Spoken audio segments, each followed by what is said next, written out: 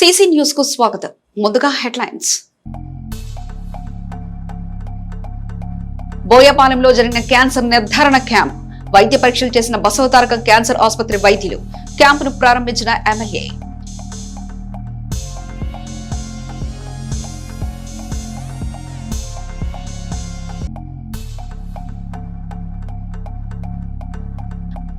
పేద కుటుంబాలను బంగారు కుటుంబాలుగా తీర్చిదిద్దడమే P4 లక్ష్యం. విధి విధానాలు అమలు చేయాలన్న సీఎం చంద్రబాబు.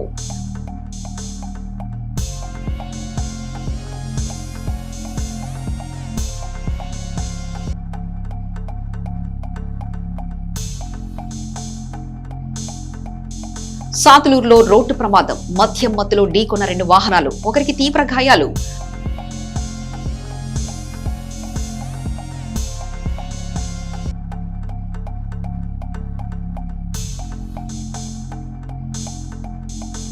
పురుషోత్తనపట్నంలో పూడిక తీసుకున్న మున్సిపల్ కార్మికులు. ఏళ్ల తరబడి పేరుకుపోయిన షీల్డ్.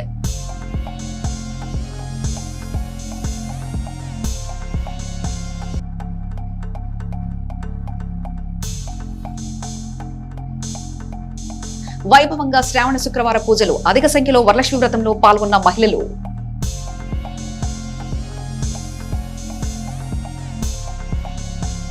సంపన్నులు సమాజంలోని అట్టడుగు వర్గాలకు అండగా నిలవాలని ముఖ్యమంత్రి చంద్రబాబు సంకల్పం నెరవేర్చే క్రమంలో దాతలు సమాజ హితానికి తమ వంతు సేవలు అందించాలని మాజీ మంత్రి శాసనసభ్యులు పతిపాటి పుల్లారావు కోరారు. P4 పథకంతో పేదరిక నిర్మూలన దిశగా అడుగులు వేస్తున్న ముఖ్యమంత్రి చంద్రబాబు గొప్ప ఆలోచన. అమలుకు కొంత సమయం పట్టినా దానివల్ల కలిగే ఫలితాలు ఎంతో గొప్పగా ఉంటాయని పతిపాటి తెలిపారు. సామ్నేని చారిటబుల్ ట్రస్ట్ ఆధ్వర్యంలో ఎడ్లపాడు మండలం బోయపాలెంలోని అనంతలక్ష్మి స్కిన్నింగ్ మిల్ ఆవరణలో ఏర్పాటు చేసిన బసవతారకం ఇండో అమెరికన్ ఉచిత క్యాన్సర్ నిర్ధారణ వైద్య శిబిరాన్ని భాష్యం విద్యా సంస్థల చైర్మన్ భాష్యం రామకృష్ణతో కలిసి ప్రారంభించిన అనంతరం పత్తిపాటి మాట్లాడారు. పేదల ఆరోగ్య రక్షణ కోసం కేంద్ర రాష్ట్ర ప్రభుత్వాలు కృషి చేయాలన్న ప్రతిపాటి ప్రజలకు ఉచిత వైద్య సేవలు, ఉచిత ఆరోగ్య బీమా అందించే దిశగా కేంద్ర ప్రభుత్వం ఆలోచించాలని, ఎన్ని రకాల సంక్షేమ కార్యక్రమాలు అందించినా ప్రజల ఆరోగ్యానికి సాటిరవని ప్రతిపాటి అభిప్రాయపడ్డారు. ప్రజల సంపూర్ణ ఆరోగ్యంతోనే సంతోషంగా ఉన్నప్పుడే దేశానికి నిజమైన స్వాతంత్ర్యం లభించినట్లని పత్తిపాటి చెప్పారు. అనేక రాష్ట్ర ప్రభుత్వాలు ఆర్థిక సమస్యలతో ప్రజారోగ్యంపై సరైన దృష్టి పెట్టలేకపోతుందన్న పత్తిపాటి కేంద్ర ప్రభుత్వం నూతన విధానాలతో దేశ ప్రజల ఆరోగ్య రక్షణ దిశగా ఆలోచన చేయాలన్నారు. క్యాన్సర్ గుర్తించడం కష్టమని, దాని లక్షణాలు కూడా త్వరగా బయటపడవని, ప్రజలు ఎప్పటికప్పుడు రోగ నిర్ధారణ పరీక్షలు చేయించుకోవడం మంచిదని పత్తిపాటి సూచించారు. కార్యక్రమంలో Samineni Koteswararao, Praveen, municipal chairman Sheikh Rafani, TDP నాయకులు నెల్లూరి సదాశివరావు, కామినేని సాయిబాబు, జవాజీ మదన్ మోహన్, కుర్ర రత్తయ్య, కాకతీయ సాంబశివరావు, కందుల రమణ, ముద్దన నాగేశ్వరరావు, మద్దుమల్ల రవి, కందిమల్ల రాఘవరావు, అడుసుమిల్లి మోహన్ రావు, డాక్టర్ రేణుకా తదితరులు పాల్గొన్నారు. ఏపీ సచివాలయంలోని సిఎస్ కాన్ఫరెన్స్ హాల్ నుంచి స్థూల రాష్ట్ర దేశీయ ఉత్పత్తి, ఎంఐ ట్యాంకులు మరియు గ్రౌండ్ వాటర్, సానుకూల ప్రజా దృక్పథం, ఏజెంట్ స్పేస్ కోసం డాక్యుమెంట్ అప్లోడ్, స్వామిత్వ కార్యక్రమం, స్వచ్ఛ ఆంధ్ర అవార్డులపై సూచనలు, జిల్లా జువైనల్ జస్టిస్ కమిటీల ఏర్పాటు మరియు అమలు, దిగువకోట్లలో ఖాళీగా ఉన్న లా ఆఫీసర్ పోస్టుల భర్తీ తదితర అంశాలపై జిల్లా కలెక్టర్లతో వీడియో కాన్ఫరెన్స్ ద్వారా సమీక్ష నిర్వహిస్తున్న రాష్ట్ర ప్రభుత్వ ప్రధాన కార్యదర్శి కె విజయానంద్ కలెక్టరేట్ లోని వీడియో కాన్ఫరెన్స్ లో జిల్లా కలెక్టర్ పి అరుణ్ బాబు, జాయింట్ కలెక్టర్ సూరజ్, ఇతర అధికారులు తదితరులు పాల్గొన్నారు. పరోపకారం పరమో ధర్మ అనేది మన భారతీయ ధర్మం. ఎదుటివారికి, సమాజానికి సేవ చేయడం అనేది మన సంస్కృతిలో భాగం. అందుకే మనది పుణ్యభూమి అయ్యింది. మనం బాగుండాలి, మనతో పాటు నలుగురు బాగుండాలని నాడు జన్మభూమి కార్యక్రమం చేపట్టి సమాజంలో మార్పుకు శ్రీకారం చుట్టారు. అదే స్ఫూర్తితో నేడు జీరో ప్రాపర్టీ P4 కార్యక్రమాన్ని తలపెట్టామని సీఎం చంద్రబాబు అన్నారు. దీనికి వస్తున్న స్పందన ఎంతో సంతృప్తినిస్తుందని ఇటీవల ఓ ప్రముఖ పారిశ్రామికవేత్త తిరుమల శ్రీ వెంకటేశ్వర స్వామికి 121 కిలోల బంగారాన్ని విరాళంగా ఇచ్చేందుకు ముందుకొచ్చారు. ఇలాంటి భూరి విరాళాలు టీడీపీ చేపట్టే విద్యా, వైద్యం వంటి సేవలకు ఎంతో ఉపకరిస్తుంది. ఎన్నో సత్కార్యాలకు దోహదపడుతుంది. డబ్బు సంపాదన కంటే దాన్ని తిరిగి సమాజంపై ఖర్చు చేయడమే ఎక్కువ తృప్తిని, నిజమైన సంతోషాన్ని ఇస్తుంది అనడంలో సందేహం లేదు. అందుకే సమాజంలో సంపద సృష్టించిన ప్రతి ఒక్కరూ మంచి మనసుతో తిరిగి సమాజం కోసం వెచ్చించేందుకు ముందుకు రావాలని కోరుతున్నా. ఇదో గొప్ప ఆదర్శంగా నిలిచి ఎన్నో పరోపకార పరమోధర్మ అనేది మన భారతీయ ధర్మం. ఎదుటివారికి, సమాజానికి సేవ చేయడం అనేది మన సంస్కృతిలో భాగమన్నారు. భక్తుడు వెంకటేశ్వర స్వామి పైన ఆయన ఒక కంపెనీ పెట్టాలనుకున్నాడు. కంపెనీ పెట్టాడు, సక్సెస్ అయ్యాడు. ఆ కంపెనీ అమ్మాడు, 60% అమ్మాడు. 60% అమ్మితే 1.5 బిలియన్ అంటే సుమారు 6-7 వేల కోట్లు వచ్చింది. ఈ సంపద వెంకటేశ్వర స్వామి ఇచ్చాడు కాబట్టి ఆయనకి తిరిగి ఇవ్వాలని ఆ భక్తుడు నిర్ణయించుకొని 121 కేజీల బంగారం వెంకటేశ్వర స్వామికి ఇస్తున్నాడు ఇప్పుడు ఆయన. అంటే మీరు గుర్తుపెట్టుకోవాల్సింది, ఆయనకు ఒక ఇంట్యూషన్, భగవంతుడు ఒక ఇంట్యూషన్ 121 కేజీలు ఇమ్మన్నాడు. కానీ వెంకటేశ్వర స్వామి రోజుకి 120 కేజీల ఆభరణాలు ధరిస్తాడు. ఆయన అదే అన్నాడు, సార్ నాకు తెలియదు వెంకటేశ్వర స్వామి ఇంత బంగారం ఆభరణాలు పెట్టుకుంటాడని, కానీ నేను అడిగాను వచ్చినాక, అడిగితే చెప్పారని చెప్పి 121 కేజీల బంగారం దేవుడికి ఇచ్చాడంటే ఒక వ్యక్తి ఒకేసారి, అది ఆయనకుండే విశ్వాసం అని చెప్పి కూడా నేను మీకు తెలియజేస్తున్నా. శ్రీ పద్మావతి గోదా సమేత శ్రీ కళ్యాణ వెంకటేశ్వర స్వామి దేవస్థాన ఆధ్వర్యంలో చిలకలూరుపేట ఆర్యవైశ్య కళ్యాణ మండపంలో శ్రావణ మాస శుక్రవారాన్ని పురస్కరించుకుని సామూహిక వరలక్ష్మి పూజ ఘనంగా నిర్వహించారు. అధిక సంఖ్యలో మహిళలు ఈ వరలక్ష్మి పూజలో పాల్గొన్నారు. కుంకుమ పూజలు చేశారు. అమ్మవారికి ప్రత్యేకంగా పంచహారతులు ఇచ్చారు. ఈ కార్యక్రమంలో ఆర్యవైశ్య కళ్యాణ మండప కమిటీ సభ్యులు పాల్గొన్నారు.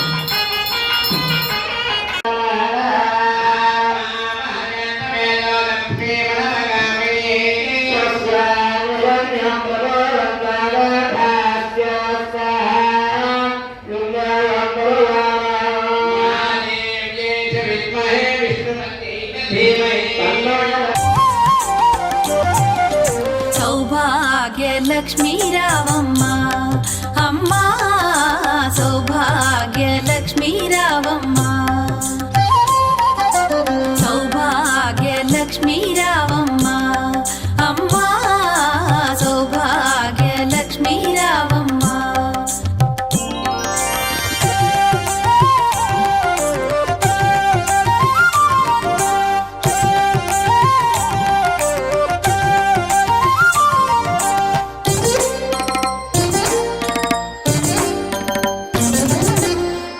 కుంకుమార విబింబముగా కన్నుల నిండుగా కాటుక వెలుగా, నుదుటి కుంకుమార విబింబముగా కన్నుల నిండుగా కాటుక వెలుగా, కాంచనహారము గళమున మెరయగ పీతాంబరముల శోభలు నిండుగా, కాంచనహారము గళమున మెరయగ పీతాంబరముల శోభలు నిండగా, సౌభాగ్యలక్ష్మీ రావమ్మ అమ్మా, సౌభాగ్యలక్ష్మీ రావమ్మ.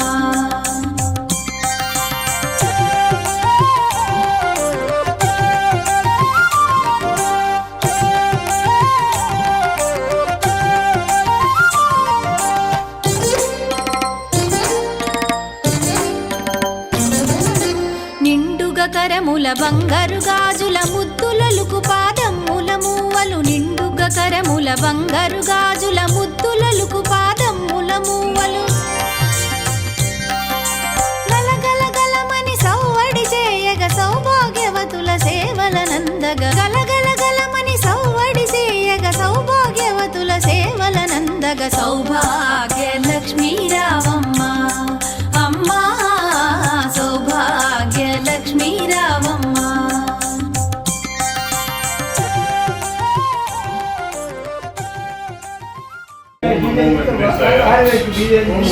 భక్తులందరూ కూడా మనది, ఈరోజు శ్రావణ శుక్రవారం చివరి వారం కాబట్టి శ్రీ వెంకటేశ్వర స్వామి దేవస్థానంలో అతి వైభవంగా పూజలు జరిగినాయి. అదే కాకుండా వరలక్ష్మి వ్రతం 250 మందితోటి వరలక్ష్మి వ్రతం కూడా జరిగింది.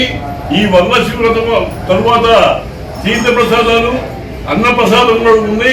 భక్తులందరూ కూడా పాల్గొనమని, ఈ కార్యక్రమంలో అందరూ ఎప్పుడు రాని విధంగా ఈ దేవాలయానికి వచ్చి దేవుడు దైవ దర్శనం చేసుకొని వారి కోరికలు నెరవేర్చుకొని భగవంతుడు వేడుకున్నారు. అందరూ కూడా సురక్షితంగా చాలా వైభవంగా సస్యశ్యామలంగా ఉండాలని శ్రీ వెంకటేశ్వర స్వామి వాళ్ళందరినీ ఆశీర్వదించారు. అలాగే సాయంత్రం కూడా ఊయాల సేవ కూడా ఉంది. ఈ సేవ కూడా భక్తులందరూ పాల్గొని ఆ సేవను జయప్రదం చేసి తీర్థ ప్రసాదాలు స్వీకరించవలసిందిగా మరీ మరీ ప్రార్థిస్తున్నాం. విభిన్న ప్రతిభావంతుల విభాగం నియోజకవర్గ అధ్యక్షులుగా భానవత్ శివానాయక్, కార్యదర్శిగా సత్తెనపల్లి అప్పయ్యలను ఎమ్మెల్యే ప్రత్తిపాటి పుల్లారావు ఆదేశాలకు పార్టీ శ్రేణులు ఏకగ్రీవంగా ఎన్నుకోవడం జరిగింది.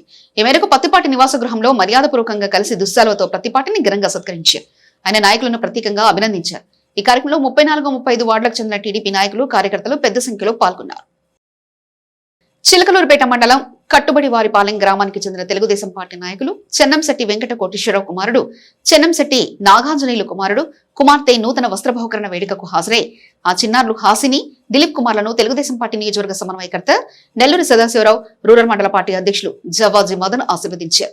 ఈ కార్యక్రమంలో చెన్నంశెట్టి సాంబశివరావు, ముత్యాల హరిబాబు, ముత్యాల వీరాంజనేయులు, ముత్యాల రాజు మరియు మండల గ్రామ పార్టీ నాయకులు పాల్గొన్నారు. చిలకలూరుపేట పట్టణంలోని పొట్టి శ్రీరాములు కాంప్లెక్స్ నందు నూతనంగా ఏర్పాటు చేసిన పఠాన్ బాజీ హుస్సేన్ అల్యూమినియం మరియు గ్లాస్ వర్క్ ను మాజీ మంత్రివర్యులు, శాసనసభ్యులు పత్తిపాటి పుల్లారావు ప్రారంభించారు. ఈ కార్యక్రమంలో పలువురు ప్రముఖులు, నాయకులు పాల్గొన్నారు. నాదెండ్ల మండలం సాతులూరు పెట్రోల్ బంక్ సమీపంలో గురువారం రోడ్డు ప్రమాదం చోటు చేసుకుంది. ఈ ప్రమాదంలో పలువురు స్వల్ప గాయాలతో బయటపడ్డారని స్థానికులు తెలిపారు. అటుగా వస్తున్న ఆటో డ్రైవర్ మద్యం తాగి ఆటో నడపడం వల్లనే ఈ ప్రమాదం జరిగిందని స్థానికులు తెలిపారు. ఈ ఘటనలో కారు, జీపు పూర్తిగా దెబ్బతిన్నాయి. సమాచారం అందుకున్న పోలీసులు ఘటనా స్థలానికి చేరుకుని విచారణ చేపట్టారు. గాయపడిన వారిని నర్సరావుపేట ఆసుపత్రికి తరలించారు.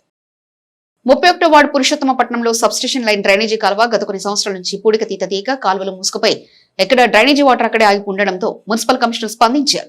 శానిటరీ ఇన్స్పెక్టర్ సిహెచ్ సునీత త్వరగా స్పందించి గుంటూరు కార్పొరేషన్ లో చేసిన అనుభవంతో పరిష్కారం చేస్తూ దగ్గరుండి పారిశుద్ధ కార్మికుల చేత డ్రైనేజీ కాలువలను పూడికతీత పనులు చేస్తున్నారు.